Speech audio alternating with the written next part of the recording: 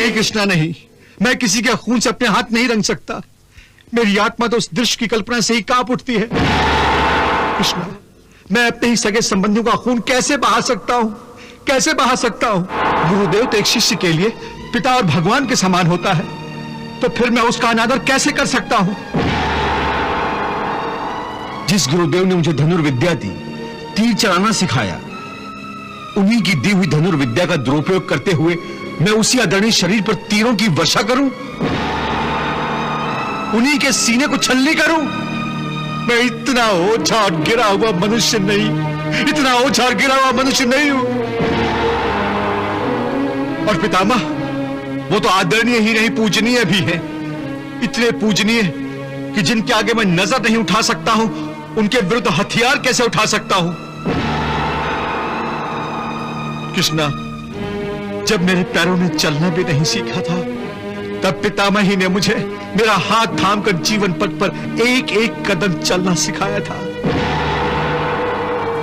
जिस पितामह के सीने से मेरे लिए प्रेम और स्नेह की गंगा और जमुना सदा फूटती रही है, उस पितामह के सीने में मैं तलवार भोंका खून की नदियां कैसे बहा सकता हूं?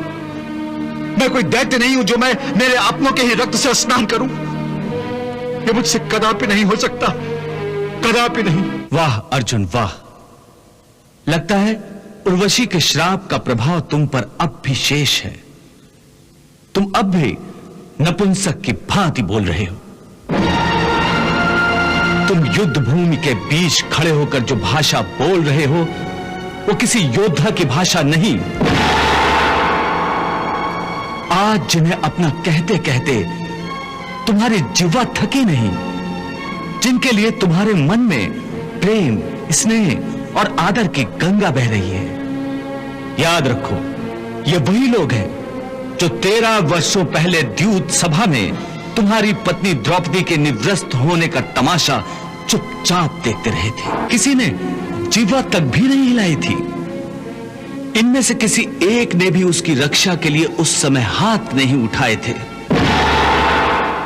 और वही हाथ आज तुम्हारी हत्या के लिए उठे हुए हैं। सबके हाथों में तुम्हारे और पांडवों के वध के लिए आज तीर और तलवारें तड़प रही हैं।